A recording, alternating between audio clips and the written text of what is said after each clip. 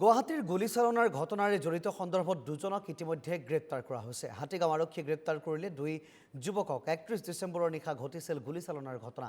এখন স্কৰ্পিঅ'ৰ পৰা চলাইছিল গুলী আৰু ঘটনা পোহৰলৈ অহাৰ পিছতেই তদন্ত কৰিছিল হাতীগাঁও আৰক্ষীয়ে। এই দুৰ্ঘটনাত গুলীচালনা কৰিছিল যুৱকে। এখন ডাম্পাৰৰ লগত হৈছিল দুৰ্ঘটনাৰ পিছতেই গুলী আহিছিল আৰু গুলীৰ শব্দ ওলাইছিল। 31 ডিচেম্বৰৰ নিশা হাতীগাঁও থানাৰ সন্মুখত ঘটিছিল এই ঘটনা আৰু ঘটনা সন্দৰ্ভত হাতীগাঁও হাউচিঙৰ দুজন যুৱকক ইতিমধ্যে গ্ৰেপ্তাৰ কৰিছে আৰক্ষী আৰু অব্যাহত ৰাখিছে তদন্ত।